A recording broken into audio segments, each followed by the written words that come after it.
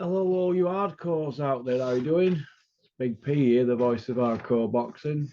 Bit of a tech issue today. Not a problem really. I've had tech issues all day, or issues, billboard issues. Oh my god! Don't even get me started.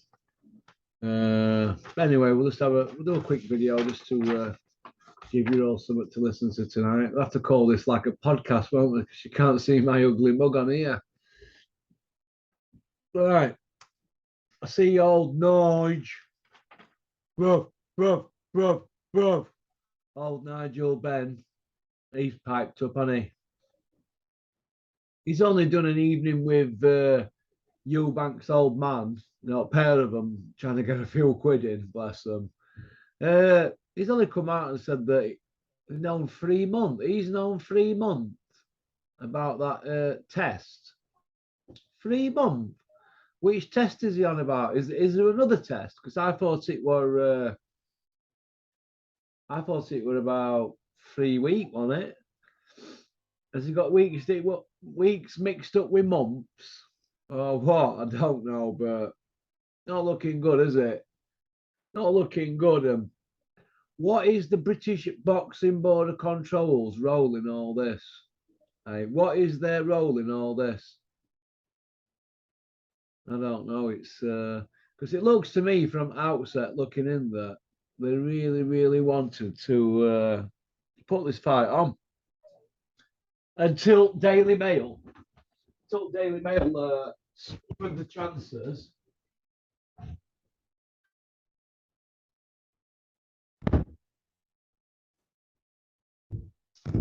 So just let me dog out. So I don't know. I don't know what's happening, but the Daily Mail exposed the story, didn't they? And then all of a sudden you've got Eddie Hearn and Calla Sowland, two Silver Spoon boys, coming out saying, "No, we've pulled it. We've pulled it. In best interest of boxing." No, no, no, no, no, no, no, no, no, no, no, no, no. That is not true. That is not true. Can you imagine them all in a room, all running about, saying, "Oh my God, we're going to have to put something out quick here." Unbelievable. Hey, unbelievable. Hey, I can't believe it. I cannot believe it. But the board have not said a word, have they? Conor Benn's not said a word. Conor Benn's not said a word in 2 weeks now since Conor Benn's last spoke. 2 weeks since he's done an interview. So what's happening here? What's going on here? What's going down? Hey, I don't know. I see old Stephanie Bullcroft, little Andy Pandy. Hey, he's coming out. He's come out, and let's have a look what he's said. Let's have a look. Let's have a look what Stephanie's said. Right, here we go. Steffi's piped up, and he's saying they had to vacate IBO, sorry, belt and all that, and the job is effed. That's what he's saying. So I don't know where he's coming from with that, but this is how I look at it. Once you sign a contract, which you signed a contract, didn't you, with Ron Lyle? Ron Lyle's fighter lost their belts, but the IBO one, they were in contract, wasn't it? So you have to vacate, aren't you? You know that, don't you? You knew when you signed and you knew when you won. So why are you bitching on Twitter when you didn't bitch in your email, did you, to Ed Levine? So why are you bitching?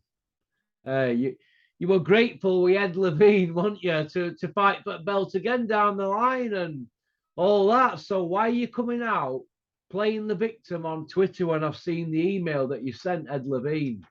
Why are you doing that? Hey, why? Why would you do that?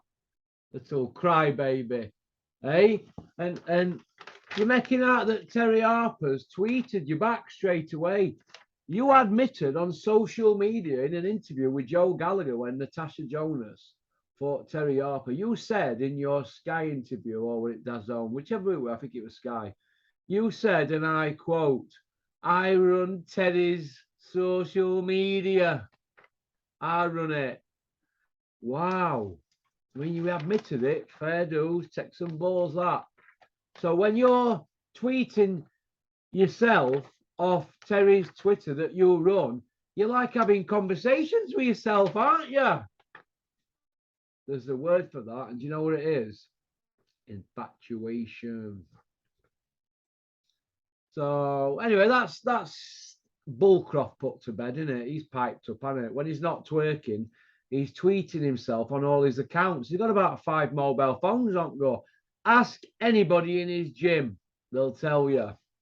Ask anybody.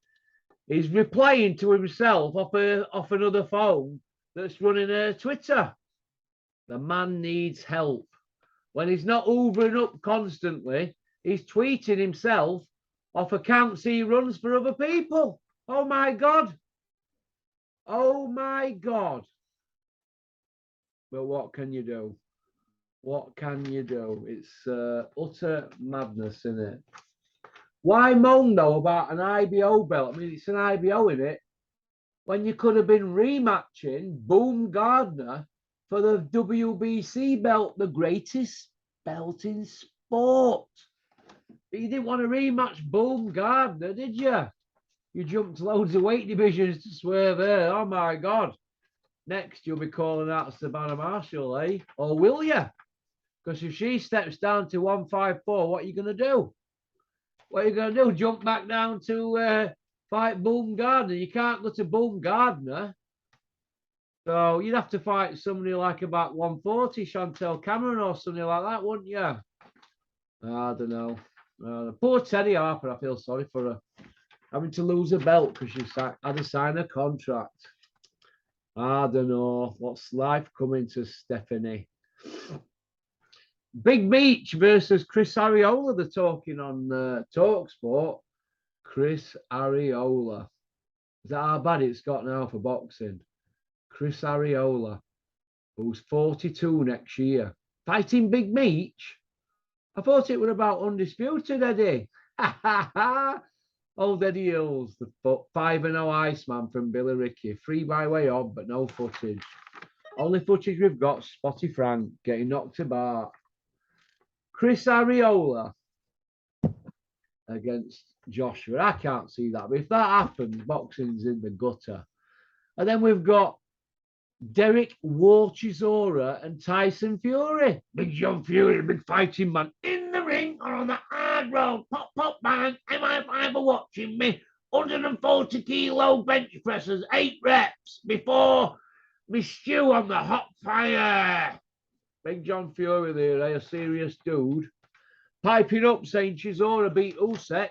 Well, he's already beat Usyk. He's a serious dude. It only takes one punch. Oh, I don't want to hear any of that. It only takes one punch at heavyweight. Yeah, it does, but we're talking about Derek Chisora. He's got more miles on clock than a Ford Mondeo Elridge. Jesus Christ. What's going on here? Derek Chisora, 12 losses, talking like Scooby-Doo against the Gypsy King. Eh? You couldn't make it up. You couldn't make it up. It's like a Mark III Cortina racing a Renault 5 Turbo. Unbelievable. Unbelievable. Derek, let me just get that into my head. One more second here. Derek Chisora, age 40 next year. What is this, an old age pension club? Derek Chisora is 40 in next year. We're born in 1983. So he's 40 next year. That is unbelievable. He's been punched upside down by Fury twice. The second time, it was a slaughter. It was a slaughter the second time. So why do they need to rematch a third time, 8.5 years later? No one wants to see it. Nobody wants to see that fight. Surely to God, who'd want to pay for that? Who'd want to pay for that? And who'd want to pay for Big Meech, Anthony Joshua, against Chris Ariola, who's just lost? recently. What's going on here? What's happening here? I thought Derek lost against Pulep, his 13th loss. I mean, even people close to him agreed, but why would you wheel him out against Fury to give him 2 million quid for him to quit on his stool after about 6 rounds and put his head down and say he tried his best and blah, blah, blah. You know, that after that, he'll probably fight Joe Joyce and get run over. I mean, nobody's calling out Joe Joyce, are they? They're all saying he's slow Joe and all that, but nobody is calling him out. Nobody. He's 38 next. He looks like he's parked up like Luis Ortiz. What's going on here?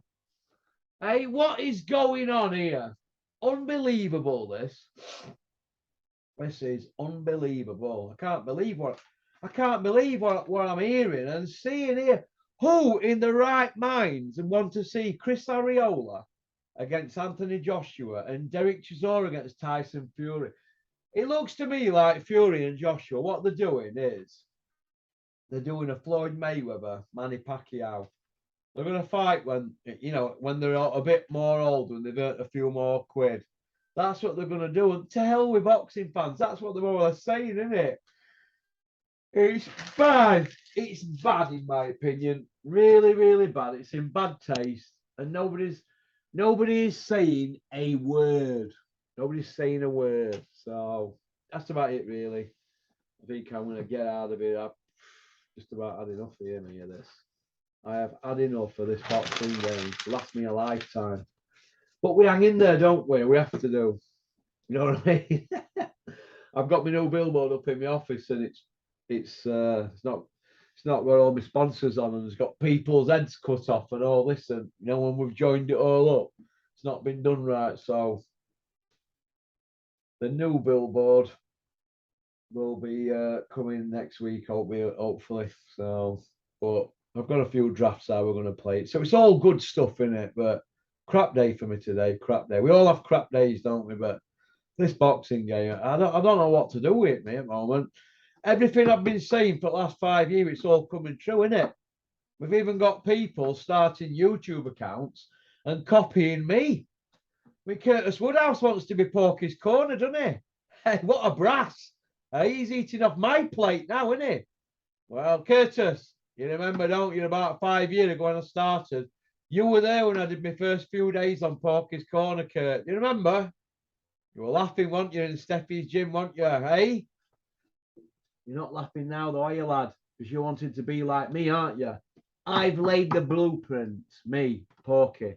I've laid the blueprint. And everybody's wanting to copy, aren't they? Well, good luck to them all. I hope they all do. You know what I mean? I'll just have to change mine up a little bit. Because we can't have people copying, can we? Go get your own ideas, half and you. Especially you, Curtis Woodhouse. Bloody hell, Kurt. Thought we were mates. Hey? You must have hit Skid Row. Hey? I don't know. Is that a little victory for Porky? Hey, Kurt? Hey, copying me? Is that a little victory for me? Is that a victory for me, Kurt? You know, after everything that you used to say about Porky's Corner back in the day, now look, hey? Told you, didn't I? If you love boxing like I do, and like Kurt does, Kurt loves boxing, he's a fighting man, you get passionate. And when you see things that are not right, hey, you want to speak out. Well, that's what I've been doing for 5 years. And I'm glad you're doing it in a way, Kurt. Do you know what I mean? But try and develop your own style and stop nicking my one-liners like Simon Jordan. All right, Kurt, you take care. Next time I see you, I'll buy you a pint. All right. Nothing else to add, really. I want everybody to give you Welcome Estates a big shout out. Big company in Spain. Give him a big shout out. You never know what's around the corner in this game, do you? My door's always open. All right, boys and girls. So if you need a villa, Welcome Estates is the place to be. All right. Peace out. Keep on trucking. Keep supporting boxing. Don't have nightmares. Peace out.